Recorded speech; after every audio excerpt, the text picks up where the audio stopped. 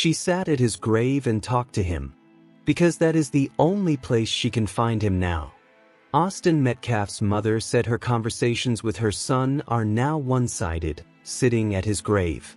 She said, "I have to accept that instead of walking beside me, he's walking above me." He was 17 years old. He went to a track meet. He never came home. And the boy who put a knife in his chest? He described himself in a court document as a penniless, destitute, and indigent person, too poor to employ counsel. Over $600,000 had been raised in his name. Where did every single dollar go? And why did a judge seal this entire case from the world, then break his silence in a way that raised more questions than it answered? This is not the version of this story you have seen anywhere else. This is the version that goes into the darkness nobody wanted to shine a light on. This is darkness of beneath crimes. And we do not stop until we hit the bottom. Subscribe right now. Turn on notifications. Because what comes next in this case will shake you. April 2nd, 2025. Frisco, Texas. A championship track meet. Hundreds of student athletes, coaches, parents, tents lining the field at Kuykendall Stadium, rain hammering the bleachers, thunderstorms rolling in hard from the west, forcing the competition to pause. Nobody was braced for what was about to happen. Nobody had any reason to be. Austin Matthew Metcalf was born July 31, 2007. He was a junior at Memorial High School in Frisco, Texas. He was the MVP linebacker of his school's football team and participated in track. He carried a 4.0 GPA. He worked a part-time job at a local pizza restaurant. He had a twin brother named Hunter. He had a future that stretched out decades in front of him. His coach, Robert Starr, texted him that morning. The message said he needed Austin to step up, to lead, to set the tone for his team. Austin Metcalf walked into that stadium as a leader, as a son, as a twin, as a young man with everything ahead of him. He walked out in an ambulance, and he never woke up. Now here is what the internet fought about for over a year. Here is what tore communities apart. Here is what made headlines in every corner of this country. The boy who stabbed Austin Metcalf was 17-year-old Karmelo Sincere Anthony, born May 10, 2007, in Baton Rouge, Louisiana. He was the oldest of 4 children. He had moved to Texas and was a student at Frisco Centennial High School. He was captain of both the track team and the football team. He worked 2 jobs. He had no prior criminal record. He was weeks away from graduating. 2 captains, 2 leaders, 2 17-year-olds from the same city, the same sport, the same world. They had never spoken a single word to each other before that morning. One of them would never speak again after it. The rain was the trigger. Not anger. Not history. Not rivalry. Anthony's school, Centennial, had no tent at the track meet. They were turned away from a baseball dugout. Exposed. Nowhere to go. So Anthony walked over to the nearest covered area. That tent belonged to Memorial High School, Austin Metcalf's team. What happened inside that tent in the next 4 to 6 minutes changed everything forever. Witnesses testified Anthony was asked to leave the tent approximately 15 times. Not once. Not twice. 15 times. He did not leave. After being taken into custody, Anthony told officers, "I was protecting myself, and he put his hands on me." But witnesses said something different happened before those words were ever spoken. Witnesses recalled Anthony saying, "Touch me and see what happens," during the altercation, while reaching his hand inside his backpack. Metcalf reportedly responded that he didn't have anything in that backpack. That this was Frisco. That he wasn't afraid. Then Metcalf grabbed Anthony to move him away from the tent. What came out of that backpack next took less than 1 second to end a life. Anthony pulled a black knife and drove it into Austin Metcalf's chest. One stab. One wound. One moment that cannot be undone. Collin County Medical Examiner Dr. Elizabeth Ventura testified that Metcalf was stabbed on the left side of his chest, and the knife perforated his right ventricle. The right ventricle. The chamber of the heart that pumps blood to the lungs. The wound was 2 inches deep. The medical examiner stated there were no defensive wounds on Austin Metcalf's hands or arms. He never saw it coming. He never got his arms up. He never had a single second to protect himself. A football coach who was helping at the track meet testified that he put pressure on the stab wound, and Memorial's athletic trainer said she did CPR until paramedics arrived. Everybody was praying, Memorial High School head track coach Robert Starr said in emotional testimony. I just knew Austin was gone. His coach knew in that moment. Standing over him. Watching the trainers push on his chest. Watching the prayer go unanswered.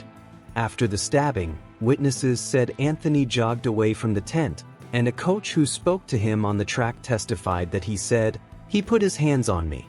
I stabbed him." He said it out loud, moving away from a boy who was bleeding, while coaches pressed on his chest, while Hunter held his twin brother for the last time. Anthony also asked officers whether the victim would be okay and whether the incident could be considered self-defense.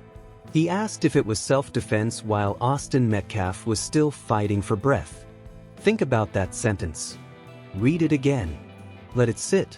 Metcalf was transported to an area hospital, where he was ultimately pronounced dead. Austin Metcalf was pronounced dead at 10:53 a.m. 53 minutes past 10. He had arrived at that stadium to compete. He left it in a body bag. He was 17 years old. Born July 31, 2007. He never turned 18. Now let's talk about what the public never got to see. Because this is where the story takes a turn that reveals something deeper than the crime itself. Judge John Roach, presiding over the 296th District Court in Collin County, made a decision before this trial began. He banned all cameras. No live stream. No audio feed. No recording of any kind. The most talked about murder trial in America in years would take place entirely behind a closed door. For 8 full days of testimony, the public was blind.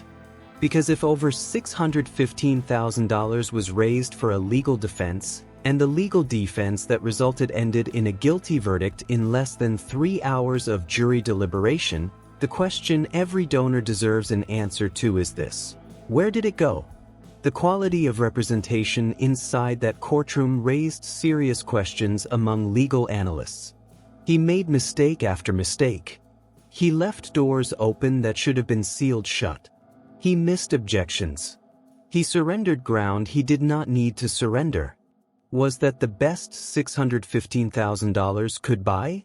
Or did that money serve a different purpose entirely? The Give Send Go platform stated the campaign had been closed after its stated purpose was complete. The funds, the platform said, had been dispersed over the previous year. Dispersed? To what? Verified how? By whom? These are not accusations. These are the questions. And right now, nobody has given the public straight answers. Then something happened that nobody expected. The development marks a dramatic reversal from less than 2 weeks ago, when Anthony filed a pauper's oath alongside his notice of appeal, stating that he lacked the financial means to continue paying for a lawyer. Now, instead of relying on court-appointed counsel, the 19-year-old enters the next stage of the legal fight with a roster of attorneys experienced in appellate law, civil rights, and wrongful conviction cases. Just days after declaring himself destitute. Just days after scratching out that handwritten form. A team of 6 attorneys stepped forward. Organized through Stand with Karmelo, the team also includes Innocence Project of Texas Director Michael Ware, Texas NAACP President Gary Bledsoe, Ben Crump Law Attorney Brooke Clues, and attorneys Sean Derdia and Justin A. Moore. Wilson, who is leading the effort, is a board-certified criminal law attorney and former director of the Dallas County District Attorney's Conviction Integrity Unit. This is not a small team. This is not a public defender. This is not someone learning on the job. This is a former Conviction Integrity Director, the Texas NAACP President, the Innocence Project, a Ben Crump law attorney. All of them pro bono. All of them working for free. Our appellate team has been retained following the conviction to conduct a fresh, independent review of the trial record, the group said in a statement. We recognize the profound loss suffered by one young man's family and the uncertainty facing another, and we extend our respect to everyone whose lives have been forever changed by these events.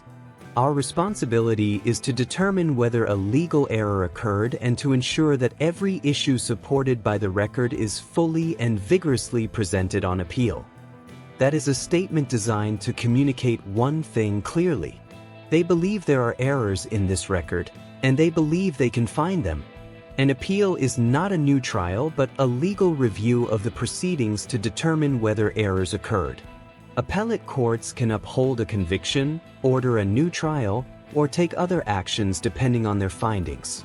The appellate process can take months, and sometimes years, as higher courts review whether legal errors occurred that could have affected the case's outcome. Months, maybe years. This case is not over. It is entering a new chapter. And that chapter is being written by some of the most powerful legal names in Texas. Now let's talk about what happened in that courtroom during the 8 days the public could not see.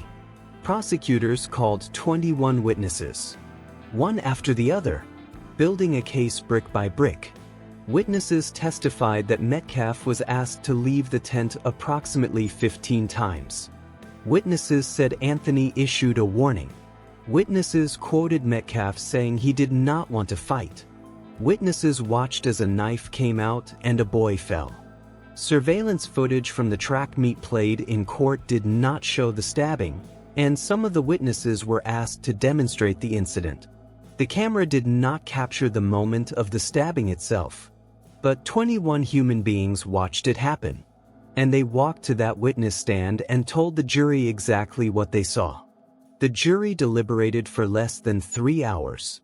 Less than 3 hours for an 8-day trial. Less than 3 hours for a case that gripped a nation for over a year. Less than 3 hours to make a decision that would send a 19-year-old to prison for 35 years. On June 9, 2026, the jury, permitted to weigh manslaughter alongside murder, returned a verdict of guilty of murder. They had the option of manslaughter. They chose murder. There was no confusion in that room. There was no extended debate. There was clarity. A jury in Collin County sentenced Anthony to 35 years in prison on June 9th. Following the 35-year prison sentence, Collin County District Attorney Greg Willis said justice was served and praised jurors, prosecutors, witnesses, and the family of Austin Metcalf. A year ago, when this senseless murder unfolded, I said that it had struck a deep nerve in Collin County and far beyond. Collin County District Attorney Greg Willis said in remarks following the sentencing, while joined by the Metcalf family. A deep nerve. That is an understatement so large it almost becomes a lie. This case did not just strike a deep nerve. It tore through the nation's fault lines. Justice. Self-defense. Money. Transparency. Power. All of it converging in a courtroom in McKinney, Texas that the public was never allowed to see. And then came the moment that silenced the room. The verdict was in. The sentence was handed down. And the family of Austin Metcalf walked to that microphone and spoke directly to the boy who took him. His mother recalled that Austin was a morning kid and a hugger, adding that her son always had a way of bringing people together. He was a peacemaker. A peacemaker. The boy the world made a symbol of division. His own mother called him a peacemaker. Addressing the defendant directly, her tone rising with anger, Austin Metcalf's mother said, You should feel lucky you got 35 years because I've been given a life sentence without my son. 35 years for him. A lifetime for her. She said, going into an empty room, empty bed, and once again remembering Austin is dead. Every morning. Every day. An empty room. An empty bed. A mother who wakes up and has to remember all over again that her son is gone. She addressed Anthony, saying, "You should feel lucky, because I've been sentenced to a lifetime without my son." She snatched up her paper and walked back past Anthony to her seat, 2 feet away from the boy who killed her son. And she did not look at him. Then Austin's father, Jeff Metcalf, stood up. He said, "My son's death destroyed the person I used to be. He does not exist anymore." Jeff Metcalf said, "People think grief is sadness. It is not. It is rage, pure unfiltered rage," as he slammed his fist on a table. Rage. Not sadness. Not sorrow. Rage. Pure unfiltered rage, slamming a fist on a table in a packed courtroom because there is no other way to carry what he is carrying. He said directly to Karmelo Anthony, "We were robbed. Not just of a son. Robbed of every future moment he was supposed to have. Every game. Every graduation. Every grandchild who will never exist. Every conversation that will now be one-sided, spoken at a gravestone." The father said, "I've been swatted 6 times," referring to harassment by activists and others targeting the Metcalf family. 6 times. A SWAT team showing up at his door. 6 times. While he was already grieving. While he was already destroyed. Hunter Metcalf, Austin's brother, delivered an emotional and direct statement, addressing Anthony face to face and asking him to look him in the eye. He spoke about his struggle over the past year to forgive, leaning on his faith as he tried to understand why his brother had to die. He emphasized the depth of his loss, not just losing a brother, but his best friend and the future uncle to his children. The future uncle to his children. The person who was supposed to be there for every birthday, every Christmas, every milestone. Gone. Hunter said, "You took a son, a brother, a friend, my best friend from this world. You took someone away from me who was supposed to be an uncle to my kids. Now I want everything taken from you." And then Hunter said something that will stay with you long after this video is over. He said, "Eventually your name will be forgotten, but my brother's memory will live on. Your name will be forgotten, but Austin will not be." That is not just grief speaking. That is a brother who has decided that the only power he has left is memory. And he is choosing to use it. And then, the very next morning, Karmelo Anthony was moved. After completing the intake process, which included a new booking photograph, Anthony was transported to the PAC unit near Navasota, where he was assigned. The Wallace PAC unit in Navasota, Texas. That is where Karmelo Anthony now lives. That is where he will spend the next chapter of his life while the 5th District Court of Appeals in downtown Dallas reviews every page of the trial record his new legal team believes contains reversible errors. His initial bond was set at $1 million, then reduced to $250,000 on April 14, 2025. He was released the same day. He was indicted by a Collin County grand jury on June 24, 2025. And now, exactly 1 year after that indictment, he sits in a prison cell while 6 of the most powerful attorneys in Texas comb through his trial record looking for the opening that might give him another chance. Outside the courtroom, emotions have spilled into increasingly bitter territory. Convicted January 6 rioter and far-right influencer Jake Lang was arrested after prosecutors alleged he threatened to kill Anthony, while Austin's father sparked outrage during a live stream appearance in which he referred to Anthony with a racial slur. A man was arrested for threatening to kill the convicted defendant. A grieving father said something on a live stream that drew immediate backlash and controversy. And the internet continued consuming this family's pain as entertainment. Metcalf's father had previously told protest organizer Jake Lang, "You're trying to create more race divide than bridging the gap. I do not condone anything you do." He said that early on. He drew a line. He did not want his son's death turned into a racial weapon. And yet here we are. A year later, his son still dead. His family still harassed. The case still dividing people who never met Austin Metcalf, who never knew Hunter, who never watched a boy try to run down bleachers with a hole in his chest. This is what happens when a case becomes a symbol before it becomes a story. The symbol tears people apart. The story might have held them together. Now zoom out and look at everything this case put in front of us. A judge who sealed the courtroom and then admitted it may have been the wrong call. A fundraising campaign that raised over $615,000 and left a defendant declaring himself penniless. A jury with no black representation on a case that became the center of a national racial debate. A self-defense claim rejected in less than 3 hours by 12 people who heard everything the cameras never captured. A victim whose mother wakes up every morning to an empty room and walks to a grave to have conversations her son cannot answer. A twin brother learning to forgive something that cannot be forgiven. One day at a time. Choosing memory over bitterness. And a new legal team of 6 attorneys, pro bono, who believe this record contains errors that could change everything. The attorneys announced that they have filed a substitution of counsel and will conduct an independent review of the trial record to determine whether legal errors occurred during the proceedings. The team said it will pursue all available avenues of appeal on Anthony's behalf. All available avenues. That is not a narrow statement. That is a door held as wide open as the law allows. The defense likely will argue that there wasn't enough evidence to convict for murder. It's really tough to convince the Court of Appeals to overturn a jury verdict once the jury has sat through and heard all the evidence, said Rubeck.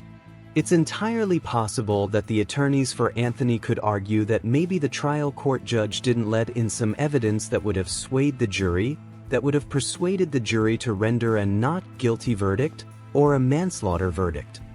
So the fight is not over. The verdict stands today. But the legal machinery is now turning in the other direction. And somewhere in Navasota, Texas, a 19-year-old is sitting in a cell counting days. And somewhere in Frisco, Texas, a mother is sitting at a grave having a one-sided conversation. Both of them trapped in the consequence of 10 seconds under a tent on a rainy April morning. Both of them serving sentences that have no release date. One of them given 35 years by a jury. One of them given forever by a knife. Austin Metcalf was born on July 31, 2007. He was a morning kid, a hugger, a peacemaker, an MVP, twin, a son. He was supposed to turn 18 that July. He never did. His mother said, "Now my conversations with him are one-sided, sitting at his grave." And the judge who kept the cameras out has given an interview admitting he sometimes wonders if he should have allowed at least the audio to be streamed. Sometimes wonders. A family is destroyed. A nation is split. Millions of views built on misinformation. FBI investigations opened. Fathers swatted at their homes. Both families forced from their jobs. And the judge sometimes wonders. That is the darkness underneath this story. That is what lives beneath the headlines. That is the weight that never makes it into the 90-second news segment. This channel exists because these stories deserve more than 90 seconds. They deserve the full weight of the truth. Every documented detail. Every confirmed fact. Every moment that the cameras were not allowed to capture but that the record still preserves. This is darkness of beneath crimes. We go where others stop. We stay when others leave. We carry the weight of these stories until every layer has been turned over. If this video moved you, if this case made you feel something, hit that like button right now. Share this with someone who only heard the headline version. And if you have not subscribed to Darkness of Beneath Crimes yet, do it right now.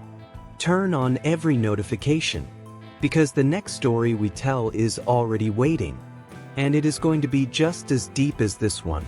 We will be here, in the darkness, finding what others left behind.